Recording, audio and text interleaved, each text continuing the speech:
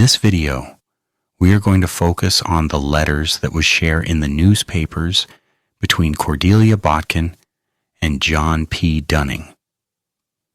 If you haven't watched the first video, the one that walks through the crime itself, the poisoning, the investigation, the trial, and the verdict, I recommend starting there. That video covers what happened. This video is about something else. The link to the original case video is in the description because while the trial played out in court, another story unfolded in the newspapers. One the public was reading in real time. The letters, what you're looking at on the screen right now, is not a reenactment. It is not a dramatization.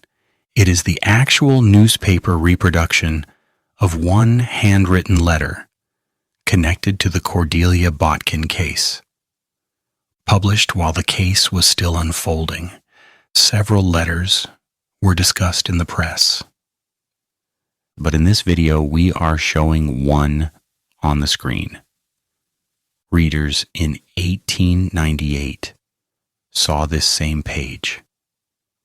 They studied the handwriting. They examined the spacing. They debated what the words revealed. And long before a verdict was reached, they were already forming conclusions. The San Francisco Call, along with other newspapers, printed images of the letters and detailed descriptions of their contents. Not to summarize quietly, but to place them directly before the public, to let readers judge for themselves. As the newspapers explained, these letters were written while John P. Dunning was traveling.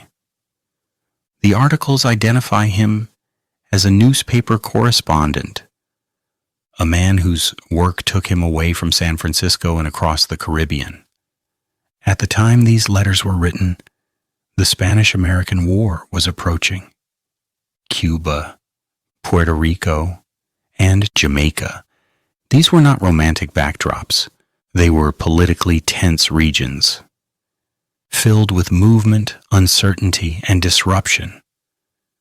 And into that distance, letters traveled. Newspaper reporting described the correspondence as deliberate and sustained, not hastily written notes. This was communication that assumed privacy and continuity. According to the papers, Dunning's letter spoke of absence, reassurance, and emotional reliance. He wrote of missing her, of thinking often of her letters, of explaining delays in writing. The newspapers quoted him, reassuring her that silence did not mean neglect, that mail service was unreliable, that letters were delayed or opened. They reported that he wrote he was well, that he had gained weight, and that he felt better than ever. The letter shown on screen closes simply, "With my love, J." That closing appears repeatedly in newspaper accounts. Interpretation. This is not dramatic language. It is practical reassurance. And reassurance implies something important, that someone on the other end was waiting and worrying. As the correspondence continued, newspapers reported a shift in subject matter. Dunning wrote about war directly.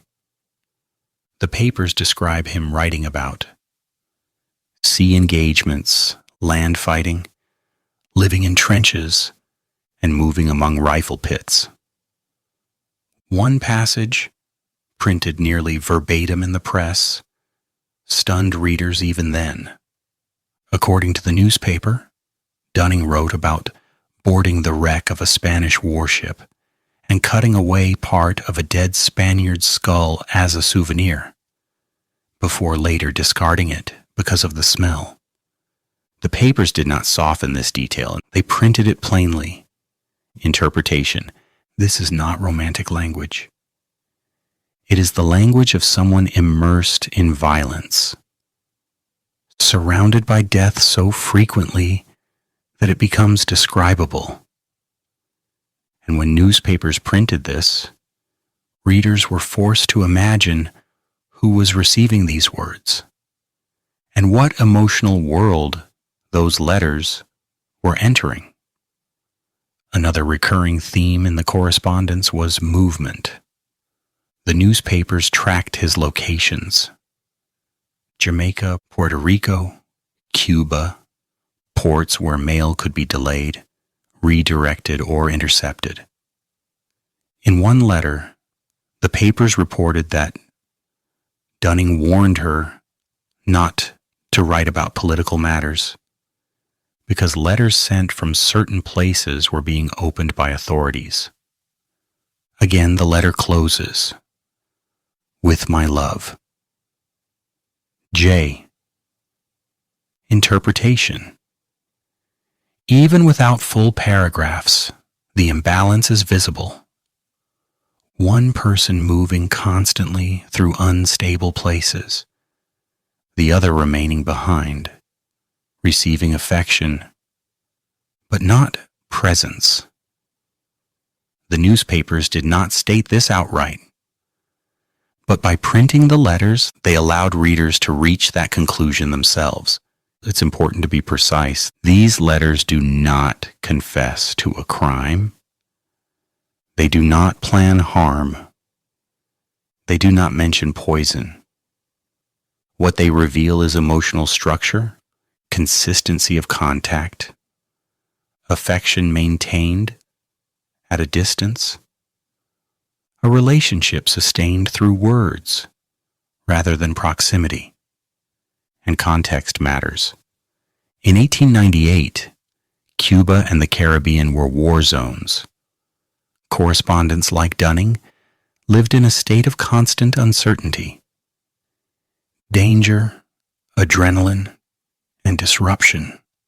Letters written under those conditions often carry confidence, even emotional detachment. When those same letters were printed in newspapers back home, they took on a different meaning. They became evidence, not of a crime, but of a relationship unfolding under strain. This is why the letters mattered so much at the time. They were published before the verdict. They shaped public opinion before guilt was decided. They gave readers a story they could understand emotionally, even if it could not yet be proven legally. And that is where interpretation must stop. Because beyond what was printed, we do not get to invent. We do not know what Cordelia thought when she read these letters. We do not know what she hoped for. We do not know what she feared losing.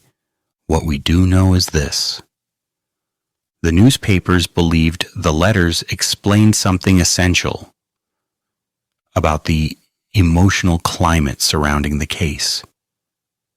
Not the method, not the act, but the pressure. The letters were enough to shape how history remembered it. If you've encountered other newspaper printings of these letters or different interpretations from the time, share them, because this story didn't unfold all at once. It unfolded in print, one letter at a time. Thank you for watching this video.